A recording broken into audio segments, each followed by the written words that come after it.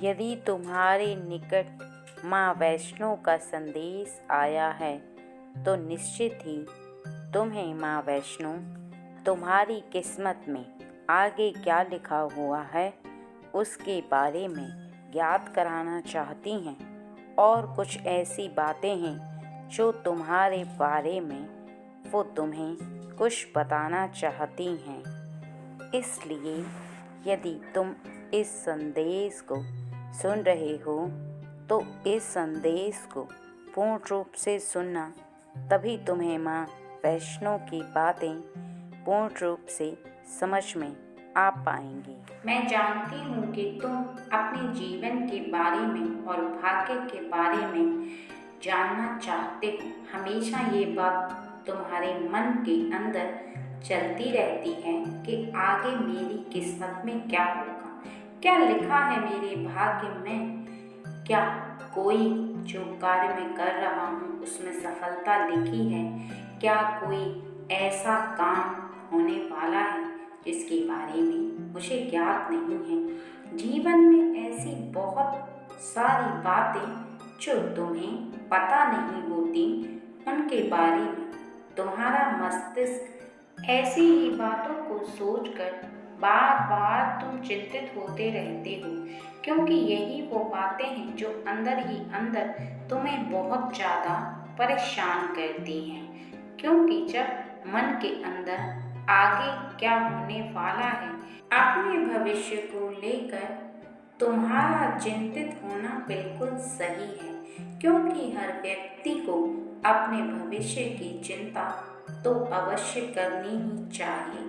क्योंकि जिस व्यक्ति को आगे के जीवन में कुछ करना होता है, कुछ प्राप्त करना होता है, उससे अपने भविष्य के बारे में सोचना उसका अधिकार है। क्योंकि जो व्यक्ति अपने भविष्य के बारे में नहीं सोचता, वो आगे के जीवन में ना तो कुछ कर पाता है और ना ही उससे कुछ हो पाता है। क्योंकि जैसा सोचोगे वैसा करोगे। यदि तुम आगे के बारे में किसी बात को सोचोगे ही नहीं तो तुम कुछ नहीं कर पाओगे। लेकिन आज इन्हीं बातों को तुम्हें बताने आई हूँ कि तुम्हारे जीवन में आगे क्या होने वाला है। इसलिए तुम मेरी बात को बहुत ही ध्यान से सुनना और समझना, क्योंकि यदि तुम मेरी बातों को सुनकर समझ गए तो निश्चित ही तुम्हें पता चल जाएगा कि आगे तुम्हारे भाग्य में क्या लिखा हुआ है। सबसे पहले तो तुम इस बात को समझ लो कि यदि तुम्हारी उम्र 20 साल से लेकर 30 साल के बीच में है, यदि तुम्हारा विवाह नहीं हुआ है और तुम विवाह करना चाहते हो, उसके लिए चिंतित हो, या तुम नौकरी के लिए बहुत ज़्यादा परेशान हो, तो तुम इस बात को समझ लो कि विवाह तुम्हारा ऐसी लड़की से होगा, क्योंकि मैंने ऐसी लड़की के साथ तुम्हारा विवाह तय किया है जो बिल्कुल आदतों में तुम्हारी तरह होगी। सत्य बोलना और सही रास्ते पर चलना, देखने में बहुत ही ज़्यादा सुंदर होगी और तुम्हारी बातों को और भावनाओं को पूर्ण रूप से समझेगी। इसके साथ ही यदि तुम अपनी नौकरी को लेकर परेशान हो तो मेरे बच्चे इस बात को समझ लो कि तुम्हारे अंदर जितनी योग्यता है उसके अनुसार तुम्हें नौकरी भी प्राप्त होगी। और यदि तुम्हारे अंदर बहुत ज़्यादा योग्यता विद्यमान तुमने कर ली है तो तुम्हें नौकरी प्राप्त ना हो तो तुम बिल्कुल भी मत घबराना, क्योंकि तुम्हें किसी बड़े व्यवसाय में या किसी भी बड़े कारोबार का अवसर प्राप्त होगा और वही बड़ा कार्य तुम्हें करना है।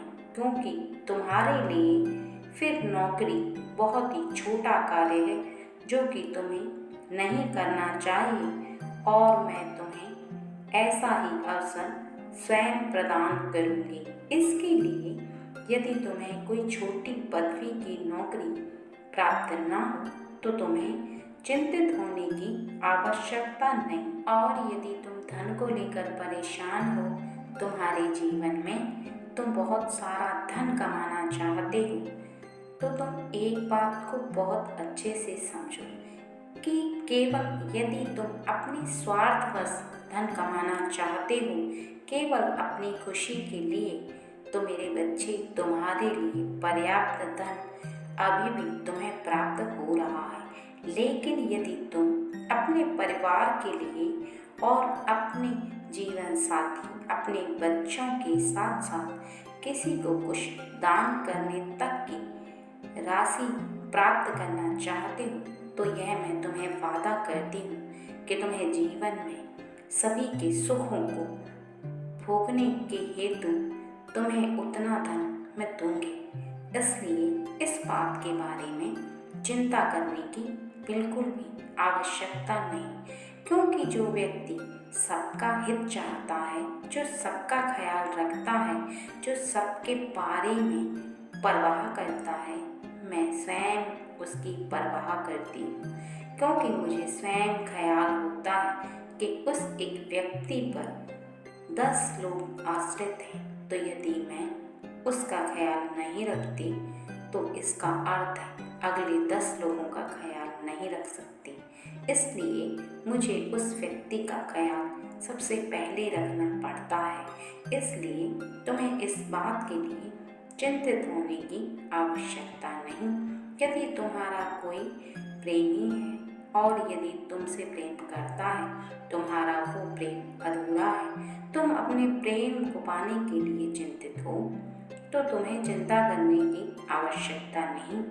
आगे वो व्यक्ति तुमसे खुद टकराएगा। और यदि तुम्हारा प्रेम स्वार्थवश तुम्हारे साथ रह रहा है और तुम निस्वार्थ भाव से उससे प्रेम कर रहे हो, तो वो व्यक्ति कुछ ही समय के बाद अपने असली रंग को दिखाना प्रारंभ कर देगा। और ऐसे व्यक्ति जो आपसे सच्चा प्रेम नहीं करते, उसके साथ आप रहो, यह मुझे प्रिय नहीं, क्योंकि मैं नहीं चाहती एक ऐसे व्यक्ति के साथ तुम रहो जो तुम्हें प्रेम नहीं करता। तुम निस्वार्थ प्रेम करते हो, तुम्हारे साथ रहने वाला व्यक्ति भी निस्वार्थ प्रेम करने वाला होना चाहिए, जो तुमसे प्रेम तो करे लेकिन उसके भाव बिल्कुल निस्वार्थ हो। इसलिए इन सब बातों को तुम मेरे ऊपर छोड़ दो, चिंता मत करो, क्योंकि जब मैं तुम्हें देख रही हूँ, तुम्हारे विषय में मैं खुद जानती हूँ सब कुछ। तुम्हारी हर परेशानी मुझसे छिपी हुई नहीं है, तो तुम्हें उन सब बातों के बारे में चिंता करने की आवश्यकता नहीं है। अब सुनो ध्यान से कि तुम्हारे जीवन में किसी भी कार्य को लेकर, किसी भी शादी विवाह से लेकर धन को लेकर, जब तुम मेरे ऊपर पूरा विश्वास रखते हो, विश्वास रख कर के कार्यों को करते हो, तो तुम इतना समझ लो कि तुम्हारा विश्वास मैं कभी टूटने नहीं दूंगी और ना ही तुम्हारे जीवन में तुम्हें नाकाम होने दूंगी। क्योंकि उसका कारण केवल इतना है कि तुम मुझे एक बात को बताओ कि तुम्हारी माँ, जो जिसने तुम्हें जन्म दिया है, वो तुमसे कितना प्रेम करती है।